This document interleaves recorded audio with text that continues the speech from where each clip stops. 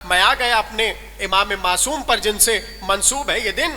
متوکل نے اپنے درباریوں کو حکم دیا کہ بہترین قسم کا ٹیلا بنایا جائے. جیسے ہی اس کے لیے ٹیلا بنا وہ اس پر کھڑا ہو گیا اور دور سے صحرا کو دیکھنے لگا, بالکل چٹیل میدان. اس نے حکم دیا کہ ترک کے 90,000 غلاموں کو میرے سامنے حاضر کرو. جیسے ہی 90,000 غلام آئے کہ سب کے لیے گھوڑے تیار کرو.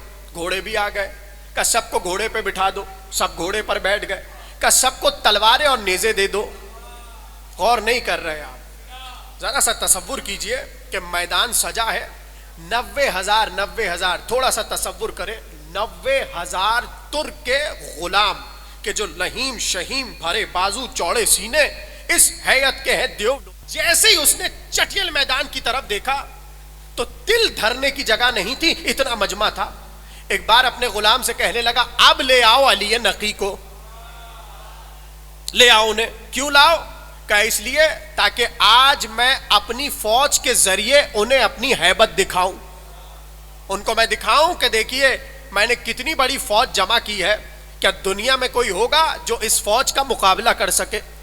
جیسے امام کو خبر ملی یہاں سے امام چلے اور آئے اسی مقام پر جہاں متوکل نے بلایا تھا.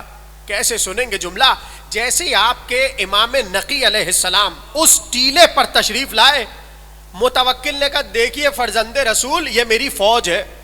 اب جو امام نقی نے دیکھا 90,000 ترک غلام گھوڑوں پر بیٹھے, ایک ہاتھ میں تلوار ایک ہاتھ میں نیزہ.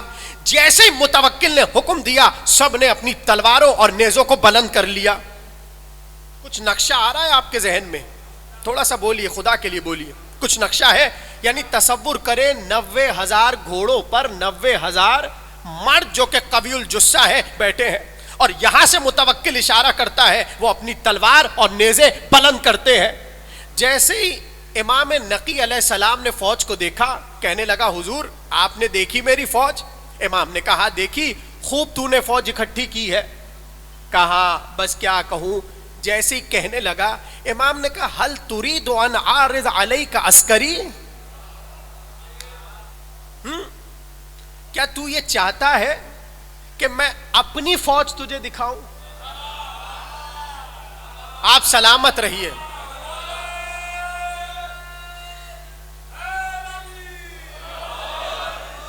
بھائی سب کی توجہ ہے. امام جیسے ہی اس کی فوج دیکھ چکے, یہ تھی دنیاوی فوج, امام نے کہا ہل تريد ان اعرض عليك عسکری, کیا اب تو چاہتا ہے کہ تجھے میں اپنی فوج دکھاؤں؟ کہنے لگا نعم یا ابن رسول اللہ, کیوں نہیں, آپ بھی اپنی فوج دکھائیں. قدر کیجئے گا جملے کی. کہتے جیسے ہی اس نے کہا نعم دکھائی اپنی فوج, ایک بار فدع اللہ, امام نے دستے دعا بلند کیے.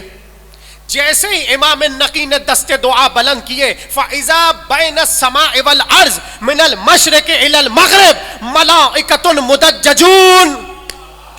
جیسے ہی دستے دعا امام نقی نے بلند کیے, اب متوکل نے دیکھا آسمان سے زمین تک, مشرق سے مغرب تک ہر سو ملائکہ ہی ملائکہ, فرشتے ہی فرشتے ہیں, اور خالی ہاتھ نہیں ہے, سب کے ہاتھوں میں تلوار ہے. امام نے کہا وہ سامنے تیری فوج ہے, یہ میری فوج.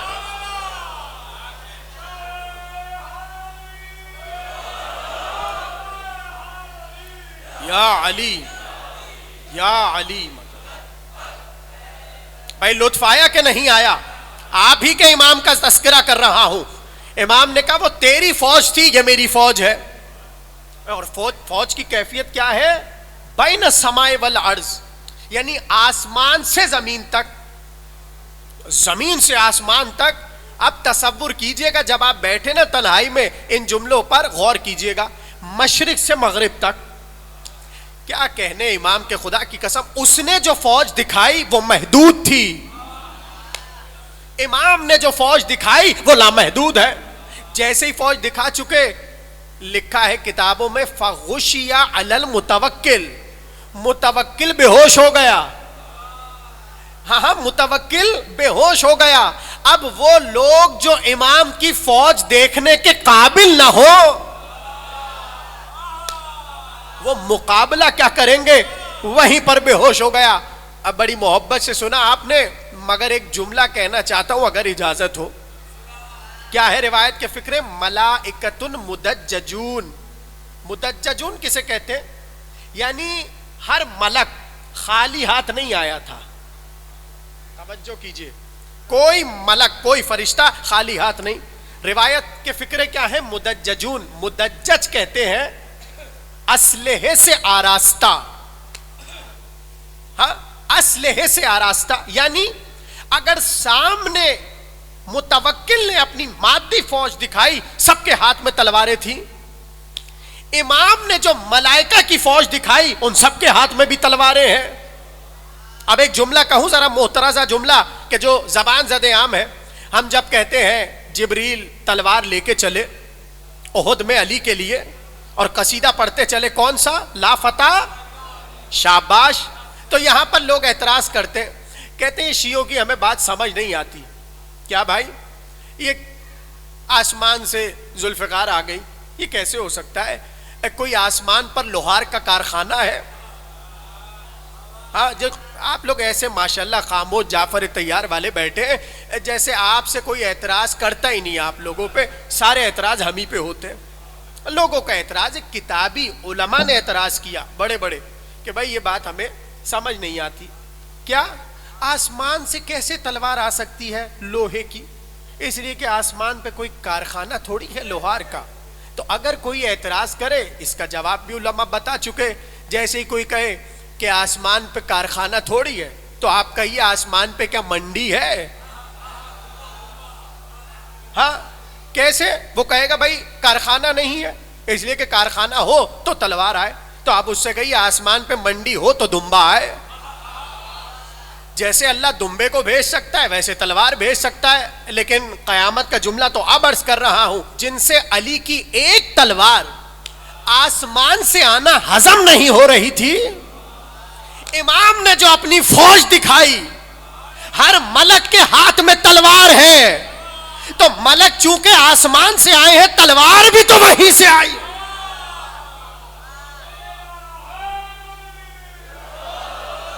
پتہ چلا وہ فوج شیطان تھی، یہ فوج خدا ہے. بھائی لطف آیا کہ نہیں آیا؟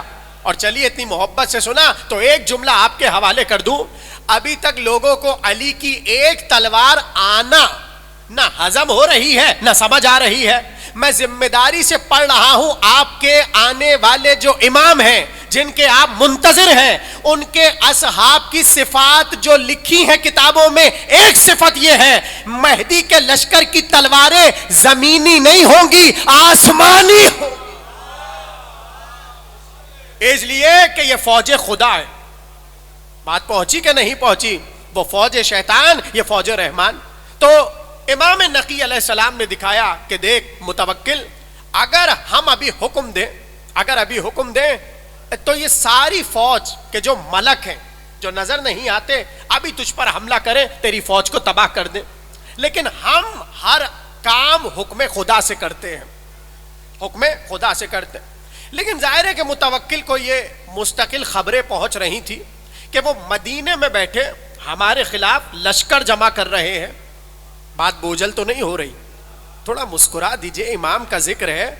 دیکھیے یہ وہ مظلوم ہستیاں ہیں کہ جن کے دن پر بھی ان کا ذکر نہیں ہوتا. اور ظاہر ہے کہ ہم تو ایصال ثواب کر رہے ہیں، تو اس سے بڑا ایصال کیا ہوگا؟ یہ تو میں عرض کر چکا. اس لیے میں نے مناسب جانا کہ امام کا ذکر ہو جائے. لیکن اگر آپ نہیں چاہتے تو کوئی بات نہیں، میں ادھر ادھر کی باتیں کر کے تقریر تمام کر دیتا ہوں. کروں کہ نہیں کروں آگے ذکر؟ پڑھیے صلوات بلند آواز میں. اللہم صلی علی.